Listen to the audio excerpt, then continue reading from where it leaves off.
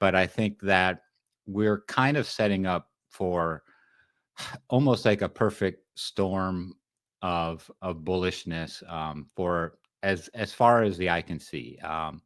What's going to happen in 2027, 2028? I don't know. I'm normally looking at what I would call 6-12 month time frame going forward. And like I said, while there are going to be some bumps on the road, I think that ultimately you have not just the Trump administration in the United States, but you have a situation with large developed economies around the world, as well as with some of the emerging economies.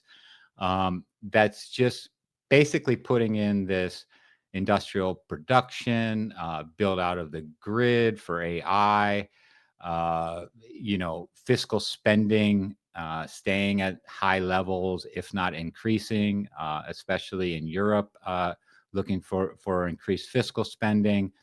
And then you marry that with essentially a global central bank easing cycle, lowering rates, which I believe is fundamentally necessitated by the extreme levels of sovereign debt around the world. I just don't think that France and Spain and the United States and Japan and so on can handle 5%, 6%, 30-year bond yields, and so there's going to be a concerted effort to keep rates lower for longer, even if inflation runs in the 3 to 5% range on CPI reports.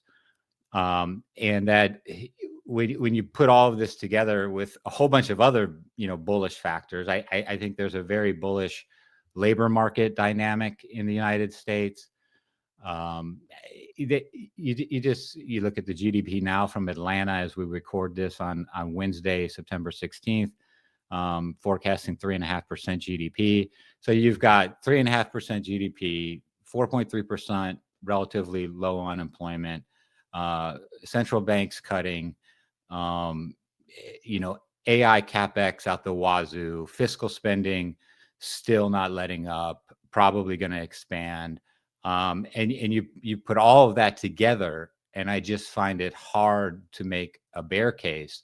And shockingly, there are still a good number of bears out there, which makes it, ironically, even more bullish.